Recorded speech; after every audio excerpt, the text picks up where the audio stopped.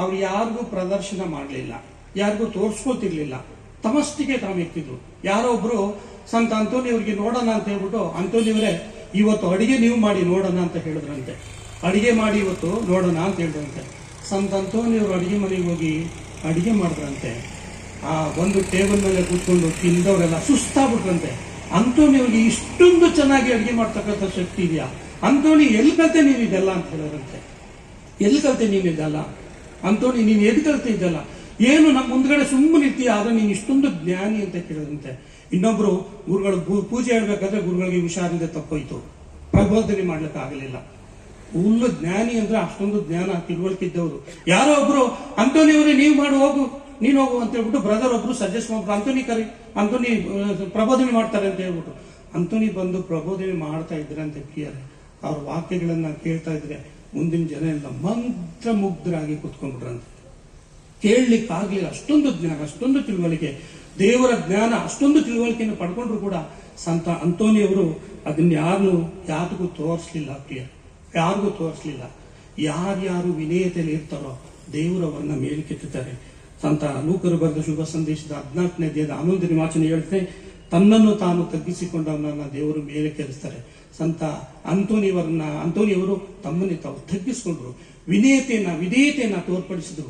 ದೇವರು ಅವರನ್ನ ಅಂತಸ್ತಿಗೆ ಏರಿಸಿದ್ರು, ಮೇಲಕ್ಕೆ ಏರಿಸಿದ್ರು. ಪ್ರಿಯರೇ, ಮೂರನೇದಾಗಿ ದೇವರ ವಾಕ್ಯವನ್ನ ಬೆಂಕಿಯಂತೆ ಪ್ರಚಾರ ಮಾಡಿದವರು ಸಂತ ಅಂತೋನಿ.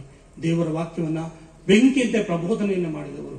ಅವರು ಪ್ರಬೋಧನೆ ಮಾಡ್ತಾ ಇತ್ತು ಅಂದ್ರೆ ಪಕ್ಕದಲ್ಲಿ ಯಾರು ಕೂಡ, ಎಲ್ರಿಗೂ ಒಬ್ಬರು ಕೂಡ ಹೊರಗಡೆ ಹೋಗ್ತಿರ್ಲಿಲ್ಲ, ಅದರಲ್ಲಿ ಕೇಳಿಸ್ಕೊಳ್ತಾ ಇದ್ರಂತೆ. ಅಷ್ಟೊಂದು ತಿಳುವಳಿಕೆ ಜ್ಞಾನದಿಂದ ಪ್ರಬೋಧನೆಯನ್ನ ಮಾಡ್ತಿದ್ದಂಥವ್ರು ಸಂತ ಅಂತೋನಿಯವರು.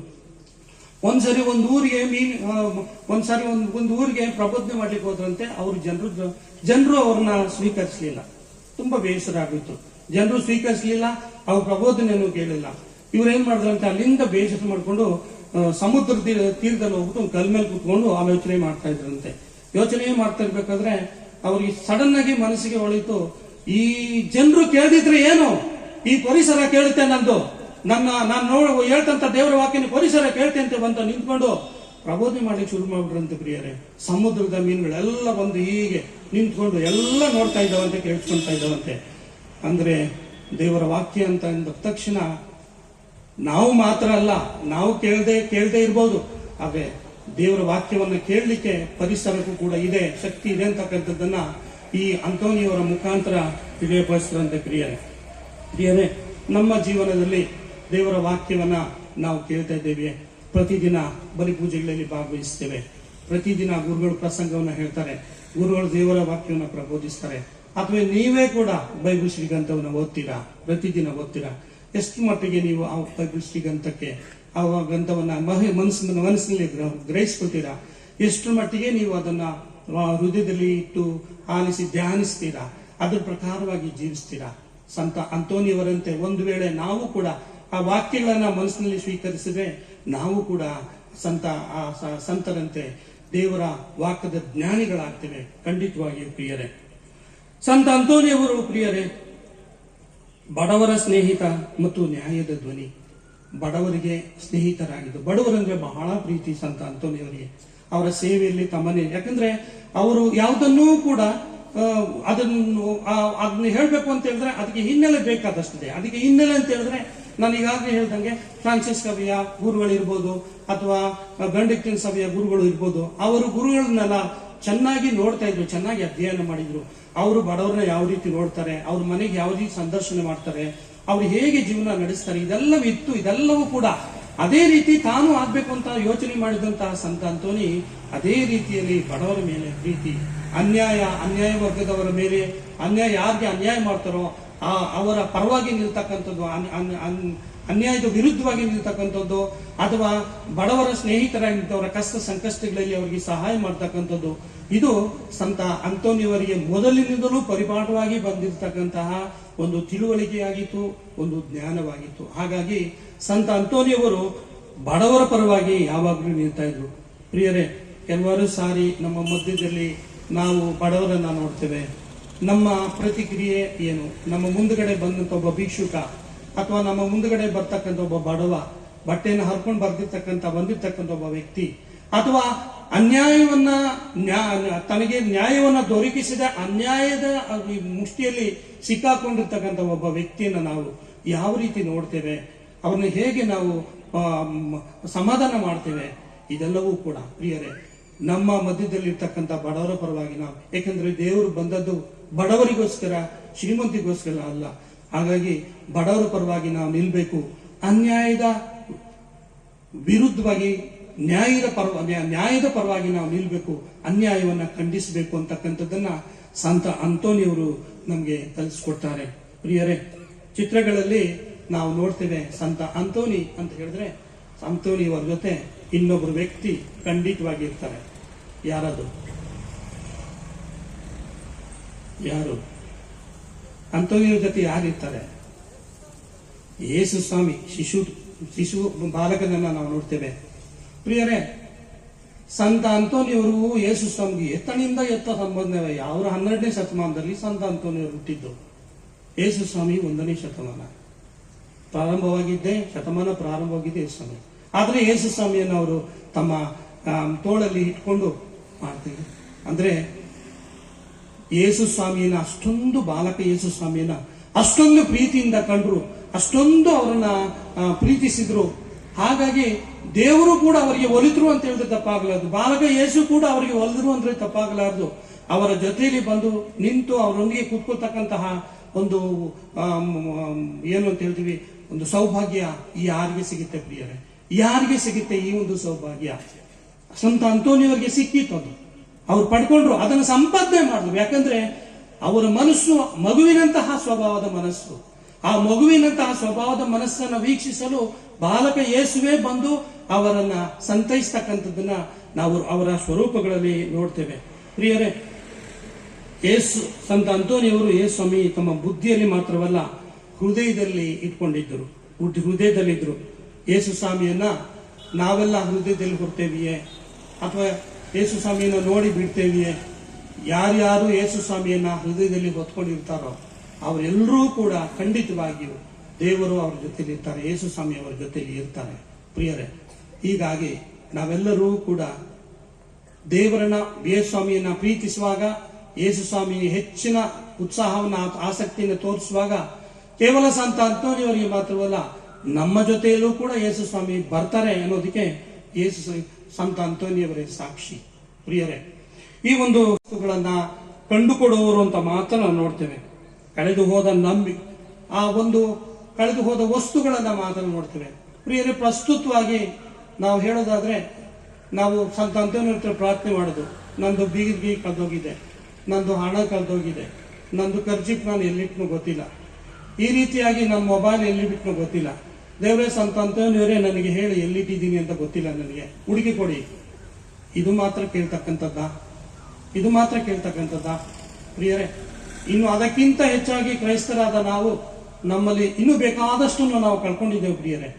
ಕ್ರೈಸ್ತರಾಗಿ ನಮ್ಮಲ್ಲಿ ಕಳ್ಕೊಂಡಿರ್ತಕ್ಕಂಥದ್ದು ಪರಪ್ರೀತಿ, ವಿಶ್ವಾಸ, ನಂಬಿಕೆ, ಶಾಂತಿ, ಕುಟುಂಬದ ಏಕತೆ ಮತ್ತು ಪ್ರಾರ್ಥನೆ, ಉತ್ಸಾಹ, ಇವೆಲ್ಲವೂ ಕೂಡ ನಮ್ಮಿಂದ ಕಳೆದೋಗಿದೆ. ಇವುಗಳಿಗಾಗಿ ನಾವು ದೇವರೇ ಸಂತ ಅಂತೋನಿ ಇವುಗಳನ್ನ ಹುಡುಕು ಕೊಡಿ ನನಗೆ. ನಾನು ದೇವರ ಹತ್ರ, ನಾನು ಯೇಸು ಸ್ವಾಮಿ ಹತ್ರ ನಾನು ಹೆಚ್ಚಾಗಿ ವ್ಯವಹರಿಸಬೇಕು. ನನಗೆ ವಿಶ್ವಾಸವನ್ನ ಕೊಡು, ವಿಶ್ವಾಸವನ್ನ ಹುಡುಕು ಕೊಡು. ನನ್ನ ವಿಶ್ವಾಸ ಎಲ್ಲೋ ಬಿಟ್ಟಿದ್ದೀನಿ, ನನ್ನ ವಿಶ್ವಾಸವನ್ನು ಹುಡುಕು ಕೊಡು. ನನ್ನ ಪ್ರೀತಿ ನಾನು ಮರ್ತಿದ್ದೀನಿ, ಪರಪ್ರೀತಿಯನ್ನು ನಾನು ಮರ್ತಿದ್ದೀನಿ. ಪರರನ್ನ ನಾನು ಯಾವ ರೀತಿ ಪ್ರೀತಿ ಮಾಡ್ಲಿ ನನಗೆ ಕಲಿಸ್ಕೊಡು, ನನ್ನ ಪ್ರಾರ್ಥನೆ ಅದನ್ನ ನನಗೆ ತಿಳಿಸು. ಈ ರೀತಿ ಪ್ರಾರ್ಥನೆಗಳನ್ನು ಕೂಡ ನಾವು ಸಂತ ಅಂತೋನಿಯವರ ಮೂಲಕ ಕೇಳ್ಕೋಬೇಕು ಪ್ರಿಯರೇ. ಆಗ ಮಾತ್ರ ನಾವು ಅಂತೋನಿಯವರಲ್ಲಿ ಹೆಚ್ಚಿನ ಅವರನ್ನ ನಂಬಿಕೆ ಇಟ್ಟು ಅವರ ಮೂಲಕ ನಾವು ಪ್ರಾರ್ಥನೆ ಮಾಡ್ತಕ್ಕಂಥದ್ದಕ್ಕೆ ಸಾರ್ಥಕವಾಗ್ತದೆ ಪ್ರಿಯರೇ. ಹಾಗಾಗಿ ದಯವಿಟ್ಟು ಪ್ರಾರ್ಥನೆ ಮಾಡುವಾಗ ಕೇವಲ ನೀವು ಕಳೆದೋಗಿರ್ತಕ್ಕಂಥ ಈ ಒಂದು ಭೌತಿಕ ವಸ್ತುಗಳಿಗೆ ಮಾತ್ರವಲ್ಲ, ಈ ಆಧ್ಯಾತ್ಮಿಕ ವಸ್ತುಗಳಿಗೂ ಕೂಡ ಸಂತ ಅಂತೋನಿಯವರಲ್ಲಿ ಪ್ರಾರ್ಥಿಸಬೇಕಾಗಿ ನಿಮ್ಮಲ್ಲಿ ನಾನು ವಿನಂತಿಸಿಕೊಳ್ತೇನೆ ಪ್ರಿಯರೇ. ಸಂತ ಅಂತೋನಿಯವರ ಈ ಜೀವನ ನಮಗೆ ಕೊಡುವಂತ ಸಂದೇಶವೇನು? ಮೊದಲನೇದಾಗಿ ಸಂತ ಅಂತೋನಿಯವರು ಹೇಳ್ತಾರೆ, ದೇವರ ವಾಕ್ಯವನ್ನ ಪ್ರೀತಿಸಿರಿ. ದೇವರ ವಾಕ್ಯವನ್ನ ಪ್ರೀತಿಸಿದ ಸಂತ ಅಂತೋನಿ ಅದನ್ನ ಹೃದಯದಲ್ಲಿ ಇಟ್ಕೊಂಡ್ರು, ಅದನ್ನ ಪ್ರಚಾರ ಮಾಡಿದ್ರು, ಪ್ರಸಿದ್ಧಿಯಾದರು, ದೇವರ ಅನುಗ್ರಹಗಳಿಗೆ ಪ್ರೇರಿತರಾದರು. ಇಂದು ನಾವೆಲ್ಲರೂ ಅವರನ್ನ ಒಂದು ಉನ್ನತ ಸ್ಥಾನದಲ್ಲಿ ಇಟ್ಟಿದ್ದೇವೆ ಅಂತ ಹೇಳಿದ್ರೆ ಅವರು ದೇವರ ವಾಕ್ಯದ ಮೇಲಿಟ್ಟಿದ್ದಂತಹ ಪ್ರೀತಿ ಪ್ರಿಯರೇ. ಅದೇ ರೀತಿ ನಾವು ಕೂಡ ದೇವರ ವಾಕ್ಯವನ್ನು ಪ್ರೀತಿಸಲಿಕ್ಕೆ ಒಂದು ಕರೆಯನ್ನ ನಮಗೆ ಕೊಡ್ತಾರೆ ಸಂತ ಅಂತೋನಿಯವರು. ಎರಡನೇದಾಗಿ ಪ್ರಿಯರೇ, ವಿನಯತೆಯಲ್ಲಿ ನಡೆಯಿರಿ, ವಿಧೇಯತೆಯಲ್ಲಿ ತಗ್ಗಿ ಬಗ್ಗಿ ಬಾಳಿರಿ. ಯಾರು ಇಷ್ಟರವರೆಗೂ ವಿನಯತೆಯಿಂದ ತಗ್ಗಿ ಬಗ್ಗಿ ಬಾಳಿದರೋ ಧರ್ಮಸಭೆಯಲ್ಲಿ ಅವರೆಲ್ಲರನ್ನೂ ಕೂಡ ದೇವರೊಂದು ಉನ್ನತ ಸ್ಥಾನದಲ್ಲಿ ಇಟ್ಟಿದ್ದಾರೆ. ಹಾಗಾಗಿ ನಾವು ಕೂಡ ನಮ್ಮ ಜೀವನದಲ್ಲಿ ವಿಧೇಯತೆಯಿಂದ ಜೀವಿಸಿದ್ರೆ ಖಂಡಿತವಾಗಿಯೂ ನಮಗೂ ಕೂಡ ಆ ಒಂದು ಸ್ಥಾನಮಾನ ಧರ್ಮಸಭೆಯಲ್ಲಿ ಸಿಗುತ್ತೆ. ಅದಕ್ಕೋಸ್ಕರ ವಿನಯತೆಯಿಂದ ಜೀವಿಸೋಣ. ಅಹಂಕಾರ, ಸ್ವಾರ್ಥ ಇವುಗಳನ್ನ ದೂರ ಇಡೋಣ. ದೇವರು ನಮ್ಮನ್ನ ಹೇರಳವಾಗಿ ಆಶೀರ್ವದಿಸ್ತಾರೆ. ಮೂರನೇದಾಗಿ ಪ್ರಿಯರೇ, ಬಡವರನ್ನ ಕೈ ಬಿಡಬೇಡಿ. ನಿಮ್ಮ ಅಕ್ಕಪಕ್ಕದಲ್ಲಿ ಬಡವರು ಇರ್ತಾರೆ, ತೊಂದರೆಗಳಿಗೆ, ಕಷ್ಟಗಳಿಗೆ ಒಳಗಾಗಿರ್ತಕ್ಕಂಥವ್ರಿದ್ದಾರೆ. ಅವರನ್ನ ನೀವು ಯಾವ ರೀತಿ ಗಮನಿಸ್ತೀರಿ, ಅವರನ್ನ ನೀವು ಯಾವ ರೀತಿ ಪ್ರೀತಿಸ್ತೀರಿ? ಬಡವರನ್ನ ಕೈ ಬಿಡಬೇಡಿ, ಯಾಕಂದ್ರೆ ದೇವರು ಬಡವರ ಪರ. ಹಾಗಾಗಿ ನಾವು ಕೂಡ ಬಡವರ ಪರ ನಿಲ್ಲಿಕ್ಕೆ ಸಂತ ಅಂತೋನಿಯವರು ಕರೆಯನ್ನು ಕೊಡ್ತಾರೆ. ಏನು ಅನ್ಯಾಯ, ಈ ಅಕ್ರಮಗಳ ಬಗ್ಗೆ ವಿರುದ್ಧವಾಗಿ ನಿಂತು ನ್ಯಾಯ ಪರವಾಗಿ ನಾವು ನಿಲ್ಲಲಿಕ್ಕೆ ಸಂತ ಅಂತೋನಿಯವರು ನಮಗೆ ಕರೆಯನ್ನ ಕೊಡ್ತಾರೆ. ಕೊನೆಯದಾಗಿ ಪ್ರಿಯರೇ, ಯೇಸುವನ್ನು ಹೃದಯದಲ್ಲಿ ಹೊತ್ತುಕೊಳ್ಳಿರಿ. ದೇವರ ವಾಕ್ಯವನ್ನ ಹೊತ್ತುಕೊಂಡಂತ ಯೇಸು ಸ್ವಾಮಿ ತಮ್ಮ ಕಂಕುಳಲ್ಲಿ ಬಾಲಕ ಯೇಸುವನ್ನ ಹೊತ್ತುಕೊಂಡಂತ ಯೇಸು ಸ್ವಾಮಿ ಸಂತ ಅಂತೋನಿ ನಮಗೆ ಹೇಳ್ತಕ್ಕಂಥದ್ದು, ನೀವು ನಿಮ್ಮ ಹೃದಯದಲ್ಲಿ ಯೇಸುವನ್ನ ಹೊತ್ತುಕೊಳ್ಳಿ. ಅಂದ್ರೆ ಯೇಸು ನಮ್ಮ ಹೃದಯದಲ್ಲಿ ನಿರಂತರ ಇರಬೇಕು. ಯೇಸು ನಮ್ಮ ಹೃದಯದಲ್ಲಿ ನಿರಂತರವಾಗಿದ್ದರೆ ಖಂಡಿತವಾಗಿಯೂ ನಾವು ಪಾವನರಾಗ್ತೇವೆ. ಸಂತ ಅಂತೋನಿಯವರಂತೆ ದೇವರಿಂದ ಆಶೀರ್ವಾದಿಸಲ್ಪಡಿಸಿಕೊಡುತ್ತೇವೆ. ಪ್ರಿಯರೇ, ಕೊನೆಯದಾಗಿ ಸಂತ ಅಂತೋನಿ ಅಂತ ತಕ್ಷಣ ನಮ್ಮ ಮನಸ್ಸಿಗೆ ಬರ್ತಕ್ಕಂಥದ್ದು ಪರಮಪ್ರಸಾದ. ಪರಮಪ್ರಸಾದದಲ್ಲಿ ಅತ್ಯಧಿಕ ಪ್ರೀತಿಯನ್ನು ವ್ಯಕ್ತಪಡಿಸಿದಂತ ಸಂತ ಅಂತೋನಿ ಗಂಟೆಗಟ್ಟಲೆ ಪರಮಪ್ರಸಾದದ ಮುಂದೆ ಪ್ರಾರ್ಥಿಸುತ್ತಿದ್ರು. ಹಾಗಾಗಿ ಪರಮಪ್ರಸಾದ ಕೂಡ ಅವರ ಒಂದು ನಿಜವಾದ ಭಕ್ತಿಯನ್ನ ಎತ್ತಿ ತೋರಿಸ್ತಿತ್ತು. ದೇವರು ಅವ್ರನ್ನ ಹೆಚ್ಚಾಗಿ ಪ್ರೀತಿಸತಕ್ಕಂಥದಕ್ಕೆ ಮುಖ್ಯವಾದ ಕಾರಣ, ಅವರು ಪರಮಪ್ರಸಾದವನ್ನು ಪ್ರದರ್ಶನ ಮಾಡಿದ ತಕ್ಷಣ ಅಲ್ಲಿದ್ದಂತಹ ಪ್ರಾಣಿಗಳು ಕೂಡ ಮೊಣಕಾಲೂರಿ ನಮಸ್ಕಾರ ಮಾಡ್ತಕ್ಕಂಥದ್ದು. ಪ್ರಿಯರೇ, ದೇವರ ಮೇಲೆ ನಾವು ವಿಶ್ವಾಸವನ್ನ, ನಂಬಿಕೆಯನ್ನ, ಪ್ರೀತಿಯನ್ನ ಇಟ್ಟರೆ ನಾವು ಕೂಡ ಒಂದು ದಿನ ಸಂತ ಅಂತೋನಿಯವರಂತೆ ಆಗ್ಲಿಕ್ಕೆ ಸಾಧ್ಯ. ಖಂಡಿತವಾಗಿಯೂ ದೇವರಿದ್ದು ಈ ಒಂದು ಅವಕಾಶವನ್ನ ಸಂತ ಅಂತೋನಿಯವರಿಗೆ ಕೊಟ್ಟಿದ್ದಾರೆ ಅಂತ ಹೇಳಿದ್ರೆ ಅದು ನಮಗೆ ಕೂಡ, ಮಾತೆ ಮರಿಯ ಆಗಿರ್ಬಹುದು, ಸಂತ ಅಂತೋನಿಯವರಿರ್ಬೋದು, ಇವರೆಲ್ಲರೂ ಕೂಡ ನಮ್ಮ ರೀತಿ ಮಾನವರಾಗಿ ಜನಿಸಿ ಬಂದವರೇ. ಅವರೆಲ್ಲರೂ ಕೂಡ ಆ ಉನ್ನತ ಪದವಿಯನ್ನು ಗಳಿಸಿಕೊಂಡವರು ತಮ್ಮ ಪ್ರಾರ್ಥನೆ ಮೂಲಕ, ತಾವು ದೇವರ ಮೇಲೆ ಇಟ್ಟಿರ್ತಕ್ಕಂಥ ಪ್ರೀತಿ ಮೂಲಕ, ತಾವು ದೇವರ ಮೇಲೆ ಇಟ್ಟಿರ್ತಕ್ಕಂಥ ವಿಶ್ವಾಸದ ಮೂಲಕ. ಅಂತಹ ವಿಶ್ವಾಸವನ್ನ, ಅಂತ ಪ್ರೀತಿಯನ್ನ ನಾವು ಇಟ್ಕೊಂಡ್ರೆ, ಅಂತ ಭಕ್ತಿಯನ್ನ ನಾವು ಇಟ್ಕೊಂಡ್ರೆ ಖಂಡಿತವಾಗಿ ದೇವರು ನಮಗೆ ಒಲಿತಾರೆ ಅಂತಕ್ಕಂಥದ್ದನ್ನ ಸಂತ ಅಂತೋನಿ ನಮಗೆ ತಿಳಿಸ್ತಾರೆ. ಪ್ರಿಯರೇ, ಸಂತ ಅಂತೋನಿಯವರನ್ನ ನಾವು ಸ್ಮರಿಸಿ ಅವರನ್ನ ಗೌರವಿಸುವುದರಲ್ಲಿ ತಪ್ಪಿಲ್ಲ. ಅವರಿಂದ ನಮಗೆ ಹೇರಳವಾದ ಅನುಗ್ರಹಗಳು ಲಭ್ಯವಾಗ್ತವೆ. ನಮಗೋಸ್ಕರ ಪ್ರಾರ್ಥಿಸ್ತಾರೆ ಸಂತ ಅಂತೋನಿ. ಈ ಸಂದರ್ಭದಲ್ಲಿ ದಯಮೆ ದೇವರಲ್ಲಿ ನಾವು ಸಂತ ಅಂತೋನಿಯವರ ಮೂಲಕ ಪ್ರಾರ್ಥಿಸೋಣ. ಸಂತ ಅಂತೋನಿಯವರಂತೆ ನಮ್ಮನ್ನು ಮಾರ್ಪಡಿಸಿರಿ, ನಿಮ್ಮನ್ನು ಹೆಚ್ಚಾಗಿ ಪ್ರೀತಿಸಿ, ನಿಮ್ಮಲ್ಲಿ ಹೆಚ್ಚಾಗಿ ವಿಶ್ವಾಸವಿರಿಸಿ ಬಾಳಲು ನಮಗೆ ಒಂದು ಅವಕಾಶವನ್ನು ಮಾಡಿ ದೇವರೇ ಎಂಬುದಾಗಿ ಸಂತ ಅಂತೋನಿಯವರ ಮೂಲಕ ನಾವು ನಮ್ಮ ದೈನಂದಿನ ಪ್ರಾರ್ಥನೆಯಲ್ಲಿ ಪ್ರತಿದಿನ ಪ್ರಾರ್ಥಿಸೋಣ. ದೇವರು ನಮ್ಮನ್ನು ಹೇರಳವಾಗಿ ಆಶೀರ್ವದಿಸಲಿ. ಆಮೇಲೆ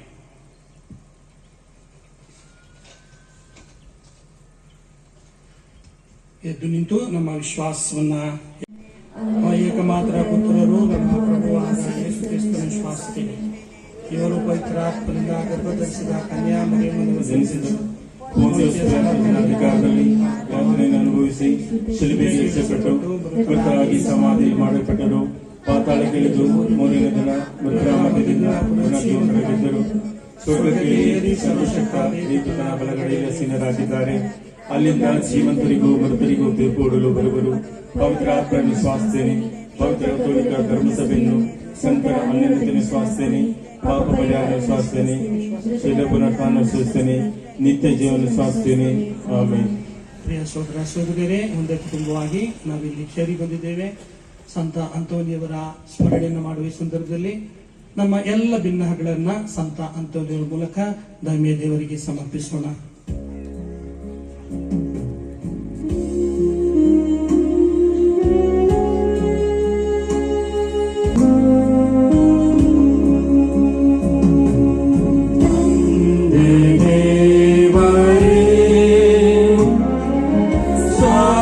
Gaudeya, Mama Bra.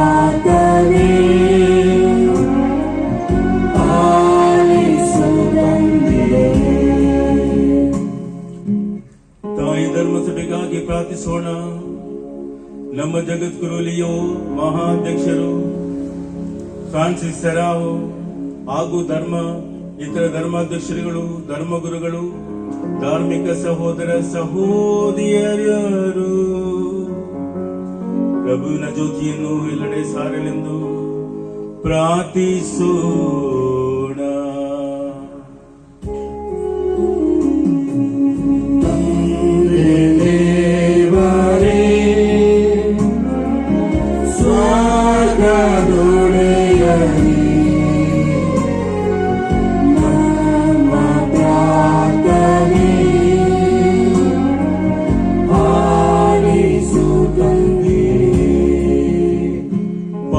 ದೇಶದ ಸಂತ ಅಂತೋಣಿಯವರ ಧರ್ಮ ಪ್ರಚಾರದ ಬೋಧನೆಯು ಎಲ್ಲ ಕುಟುಂಬಕ್ಕೆ ಉತ್ತಮ ಪ್ರೇರಣೆಯನ್ನು, ಶಾಂತಿ, ಪ್ರೀತಿ, ಸಮಾಧಾನದಿಂದ ಬಾಳುವ ಕೃಪೆಗಾಗಿ ಪ್ರಾರ್ಥಿಸೋಣ.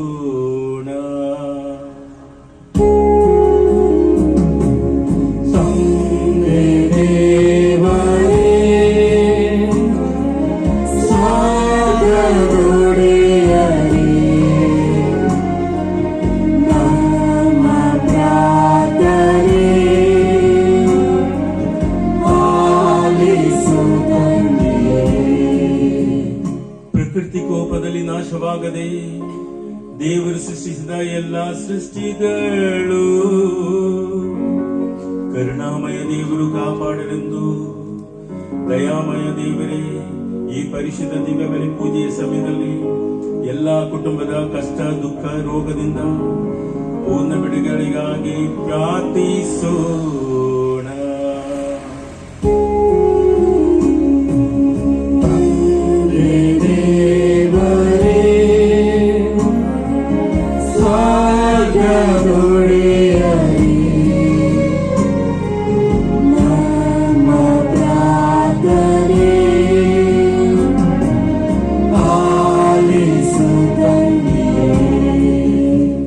ಕಳೆದ ವರ್ಷದ ಹಬ್ಬವನ್ನು ನೆರವೇರಿಸಿದ ನಮ್ಮ ಸಹೋದರ ವರ್ಗೀಸ್ ಪಿಯು ಪಲ್ಲಾಟ್ ಅವರಿಗಾಗಿ ಪ್ರಾರ್ಥಿಸೋಣ. ಅವರ ಉತ್ತಮ ಆರೋಗ್ಯಕ್ಕಾಗಿ ಪ್ರಾರ್ಥಿಸೋಣ. ಇನ್ನು ಮುಂದಿನ ವರ್ಷದಲ್ಲಿ ಹಬ್ಬವನ್ನು ಆಚರಿಸಲು ಸಿದ್ಧರಾಗಿರುವ ಕುಟುಂಬಕ್ಕಾಗಿ ಪ್ರಾರ್ಥಿಸೋಣ.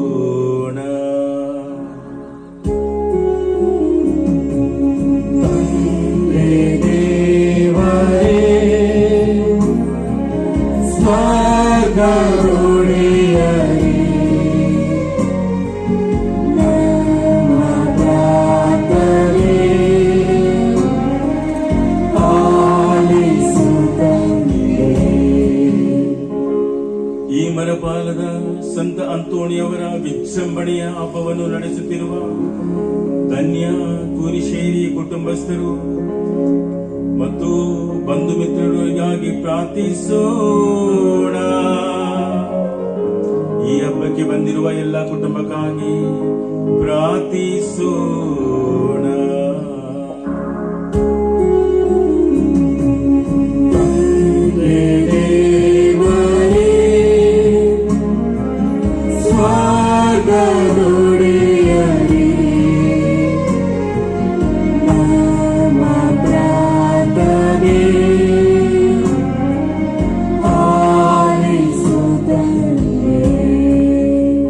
ಇಂದು ಈ ಪರಿಶುದ್ಧ ದಿವ್ಯ ಬಲಿ ಅರ್ಪಿಸುತ್ತಿರುವ ವಂದನೆ ಗುರು ರೆವರೆಂಡ್ ಫಾದರ್ ಜೇಮ್ಸ್ ಡೊಮಿನಿಕ್ ಇವರಿಗಾಗಿಯೂ, IMS ಸಂತ ಜೋಸೆಫರ ದೇವಾಲಯದ ಎಲ್ಲ ಗುರುಗಳಿಗಾಗಿಯೂ, ಹಬ್ಬಾಚರಣೆ ಸಮಿತಿಯ ಎಲ್ಲ ಸದಸ್ಯರಿಗಾಗಿಯೂ ಪ್ರಾರ್ಥಿಸೋಣ.